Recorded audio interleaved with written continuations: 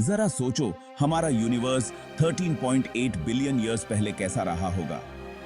समझना मुश्किल है, लेकिन उस समय यूनिवर्स आज से बहुत अलग था। कोई स्टार्स नहीं थे, कोई गैलेक्सीज नहीं थी, कोई प्लैनेट्स नहीं थे।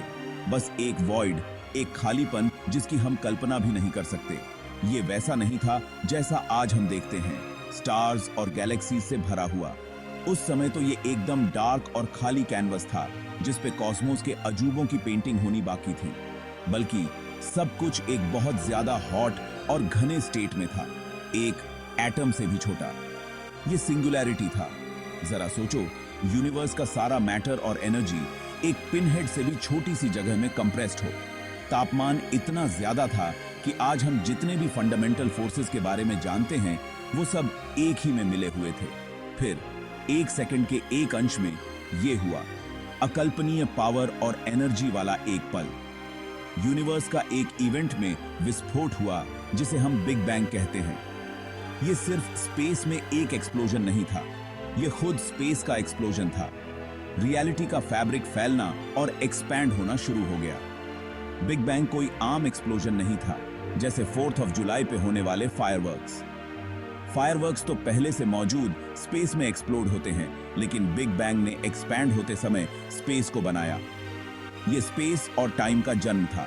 पहले से एग्जिस्टिंग स्पेस में बाहर की ओर फटने की बजाय इसने खुद स्पेस और टाइम की शुरुआत को चिह्नित किया। एक बलून के फूलने की कल्पना करो। जैसे जैसे ये एक्सपैंड होता है, नया स्पेस क्रिएट होता है। ऐसे ही हमारा यूनिवर्स बढ़ना शुरू हुआ।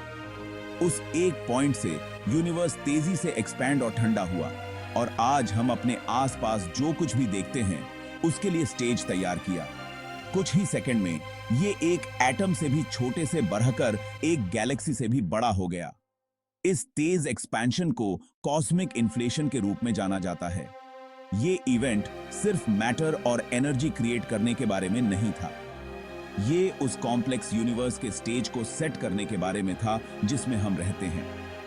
जैसे जैसे यूनिवर्स का विस्तार हुआ, यह ठंडा होता गया, जिससे पार्टिकल्स फॉर्म हुए और आपस में कंबाइन हुए। ये उन फंडामेंटल फोर्सेस के जन्म के बारे में था जो हमारे यूनिवर्स के सी ग्रेविटी, इलेक्ट्रोमैग्नेटिज्म और स्ट्रॉन्ग और वीक न्यूक्लियर फोर्सेस को गवर्न करते हैं। ये फोर्सेस अलग अलग होने लगे और अपनी यूनिक रोल्स निभाने लगे, जिससे मैटर और एनर्जी का बिहेवियर शेप हुआ। जैसे जैसे यूनिवर्स का विस्तार हुआ और वह ठंडा होता गया, ये ताकतें अपना काम करने लगी, कॉस्मोस को आकार दिया और स्टार्स, गैलेक्सीज और अंततः खुद लाइफ के निर्माण के लिए स्टेज तैयार किया। अरबों वर्षों में ग्रेविटी के प्रभाव में आकर मैटर आपस में जुड़ गया, जिससे पहले स्टार्स और गैलेक्सीज बने। ये सेलेस्टियल बॉडीज, प्लैनेट्स और अंततः लाइफ के लिए जरूरी हेवियर एलिमेंट्स बनाते रहे। यूनिवर्स का इवॉल्व होना जारी रहा, गैलेक्सीज का मर्ज होना और स्टार्स का जन्म और मृत्यु होती रही। हर सुपरनोवा एक्सप्लोजन ने एलिमेंट्स को पूरे स्पेस में बिखेर दिया, जिससे नए स्टार सिस्टम्स को सीड मिला।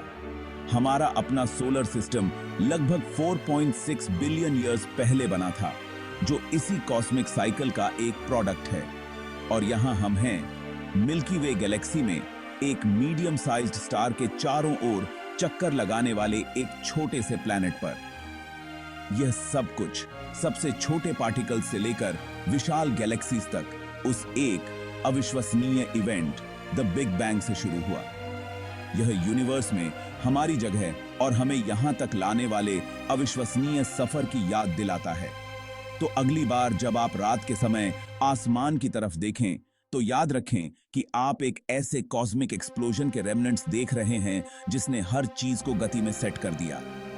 यूनिवर्स विशाल, रहस्यमय और ऑ इंस्पायरिंग है, और यह सब एक बिग बैंग से शुरू हुआ था। सिंगुलैरिटी, जहां से बिग बैंग की शुरुआत हुई, एस्ट्रोफिजिक्स के सबसे ज्यादा माइंड बॉगलिंग कॉन्सेप्ट्स में से एक है। जरा सोचो, यूनिवर्स का सारा मैटर और एनर्जी एक इन्फिनिटली स्मॉल पॉइंट में भरा हुआ है। समझना मुश्किल है ना? इस सिंगुलैरिटी पर फिजिक्स के लॉज, जैसा कि हम जानते हैं, ब्रेक डाउन हो जाते हैं। टाइम और स्पेस आपस में जुड़ जाते हैं और अपना सामान्य अर्थ खो देते हैं। यह एक ऐसा दायरा है जहां फिजिक्स की हमारी वर्तमान समझ अपनी सीमा तक पहुंच जाती है। अपने रहस्यमय नेचर के बावजूद सिंगुलैरिटी हमारे बिग बैंग को समझने के लिए बहुत जरूरी है। यह उस स्टार्टिंग पॉइंट को रिप्रेजेंट करता है, वो सीड जहां से हमारा पूरा यूनिवर्स निकला। जबकि हम इसके नेचर को पूरी तरह से नहीं समझ सकते हैं, लेकिन कॉस्मोस में हम जो एविडेंस देखते हैं उससे इसके अस्तित्व का पता चलता है। बिग बैंग के बाद 1 सेकंड के पहले फ्रैक्शन में कुछ असाधारण हुआ। यूनिवर्स रैपिड एक्सपेंशन के दौर से गुजरा, जिसे इन्फ्लेशन कहा जाता है। यह इवेंट कोई साधारण एक्सपेंशन नहीं था। यह एक माइंड बॉगलिंगली रैपिड प्रोसेस था जो स्पीड और ग्रोथ की हमारी रोजमर्रा की समझ को चुनौती देता है। इस दौरान यूनिवर्स प्रकाश की गति से भी तेज एक्सपैंड हुआ, एक एटम से भी छोटे आकार से बढ़कर ग्रेप फ्रूट जितना हो गया। जरा सोचो, पूरा कॉस्मोस जो शुरू में एक छोटे से पॉइंट में कंप्रेस्ड था, अचानक एक ऐसी रेट से बाहर की ओर फैल गया जिसकी हम कल्पना भी नहीं कर सकते। यह रैपिड ग्रोथ इतना ज्यादा था कि इसने प्रकाश की गति को भी पीछे छोड़ दिया। एक ऐसा कॉन्सेप्ट जो हमारे कन्वेंशनल फिजिक्स को चुनौती देता है। यह इन्फ्लेशनरी पीरियड यूनिवर्स की यूनिफॉर्मिटी को समझने के लिए बहुत जरूरी है। इसके बिना कॉस्मोस एक केओटिक और अनइवन जगह होती, जहां मैटर कुछ एरियाज में तो क्लम्प्ड होता और कुछ में स्पार्स। इन्फ्लेशनरी मॉडल यह समझाने में मदद करता है कि यूनिवर्स इतने बड़े स्केल्स पर इतना स्मूथ और होमोजीनियस क्यों दिखाई देता है, जबकि इसकी इनिशियल कंडीशंस रैंडम और केओटिक थीं। रैपिड एक्सपेंशन ने किसी भी शुरुआती बम्प्स और रिंकल्स को स्मूथ कर दिया, जिससे मैटर और एनर्जी का रिमार्केबली इवन डिस्ट्रीब्यूशन बना, जो हम आज देखते हैं। यह स्मूथिंग इफेक्ट कपड़े के एक झुर्रियों वाले टुकड़े को तब तक स्ट्रेचिंग करने जैसा है जब तक कि वह फ्लैट और इवन न हो जाए। इन्फ्लेशनरी पीरियड ने अर्ली यूनिवर्स को इसेंशियली आयन कर दिया, जिससे गैलेक्सीज, स्टार्स और प्लैनेट्स के फॉर्मेशन का स्टेज तैयार हुआ। इस रैपिड एक्सपेंशन को समझने के लिए रेजिन ब्रेड को बेक करने की कल्पना करो। डोव स्पेस के फैब्रिक को रिप्रेजेंट करता है और रेजिन्स पूरे कॉस्मोस में बिखरे हुए गैलेक्सीज को सिंबलाइज करते हैं। जैसे जैसे डो फूलता है, रेजिन्स जो गैलेक्सीज को रिप्रेजेंट करते हैं, एक दूसरे से दूर होते जाते हैं। यह एनालॉजी हमें यह विजुअलाइज करने में मदद करता है कि कैसे स्पेस ने खुद को एक्सपैंड किया और गैलेक्सीज को अपने साथ ले गया। जैसे रेजिन्स डो के थ्रू मूव नहीं करते हैं, बल्कि एक्सपैंडिंग डो द्वारा अलग किए जाते हैं, वैसे ही गैलेक्सीज स्पेस के थ्रू मूव नहीं कर रहे हैं, बल्कि खुद स्पेस के एक्सपेंशन द्वारा अलग किए जा रहे हैं। इसी तरह कॉस्मिक इन्फ्लेशन ने यूनिवर्स में हर चीज को अलग कर दिया, जिससे आज हम लार्ज स्केल स्ट्रक्चर्स के फॉर्मेशन का स्टेज तैयार हुआ। एक्सपेंशन के इस इनिशियल बर्स्ट ने गैलेक्सीज, क्लस्टर्स और सुपर क्लस्टर्स के कॉस्मिक वेब की नींव रखी, जो हमारे यूनिवर्स को पॉपुलेट करते हैं। यह इंट्रिकेट और वास्ट स्ट्रक्चर है जिसका हम अध्ययन करना जारी रखते हैं, जो हमारे कॉस्मिक ओरिजिन्स और हमारे यूनिवर्स को आकार देने वाले फंडामेंटल फोर्सेस के रहस्यों को उजागर करता है। Section 4, from simplicity to complexity, the first elements. Big bang के बाद पहले कुछ मिनटों में यूनिवर्स एलिमेंट्री पार्टिकल्स के एक विशाल कॉस्मिक सूप की तरह था। यह प्राइमोर्डियल स्टेट प्रोटॉन्स, न्यूट्रॉन्स और इलेक्ट्रॉन्स का एक केओटिक मिक्स था, जो इमेंस हीट और डेंसिटी के कारण इनक्रेडिबल स्पीड से घूम रहे थे। जैसे जैसे यूनिवर्स ठंडा हुआ, ये पार्टिकल्स आपस में कंबाइन होने लगे, जिससे पहले एटम्स बने। इस कूलिंग प्रोसेस ने प्रोटॉन्स और न्यूट्रॉन्स को एक साथ आने दिया, जिससे सिंपलेस्ट एलिमेंट्स के न्यूक्लियाई बने। फिर इलेक्ट्रॉन्स इन न्यूक्लियाई में शामिल हो गए, जिससे न्यूट्रल एटम्स बने। सबसे सिंपल और सबसे ज्यादा अबंडेंट एलिमेंट हाइड्रोजन सबसे पहले बना। हाइड्रोजन एटम्स, जिनमें सिर्फ एक प्रोटॉन और एक इलेक्ट्रॉन होता है, यूनिवर्स के बिल्डिंग ब्लॉक्स बन गए। वे केओस से निकलने वाले पहले स्टेबल स्ट्रक्चर्स थे। इस हाइड्रोजन में से कुछ फ्यूज होकर हीलियम बना, जो यूनिवर्स में दूसरा सबसे ज्यादा अबंडेंट एलिमेंट है।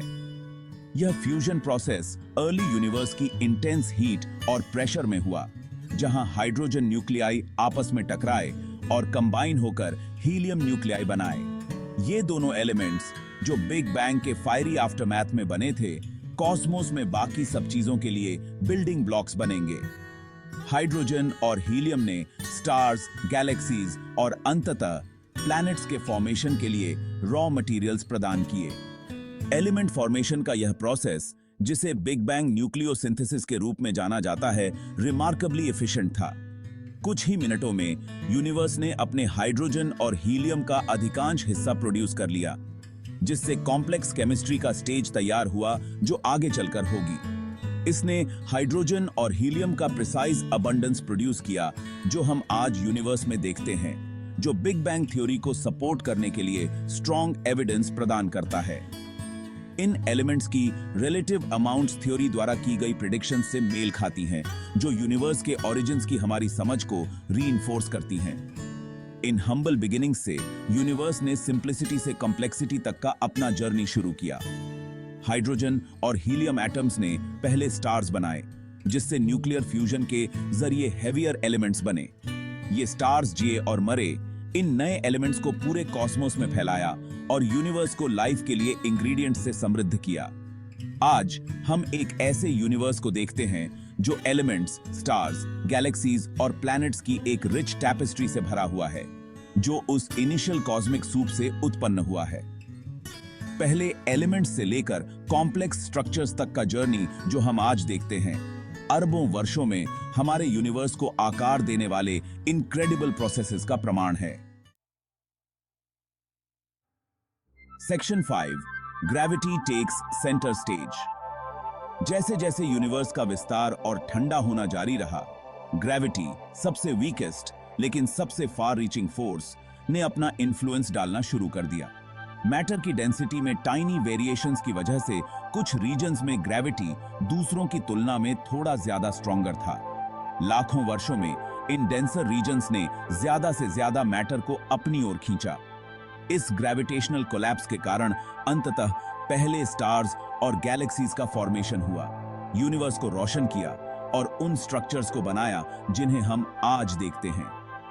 ग्रेविटी का रोल यहीं खत्म नहीं हुआ, इसने यूनिवर्स को आकार देना जारी रखा, गैलेक्सीज को एक साथ खींचकर क्लस्टर्स और सुपर क्लस्टर्स में बदल दिया, जिससे वास्ट कॉस्मिक वेब बना जो पूरे कॉस्मोस में फैला हुआ है।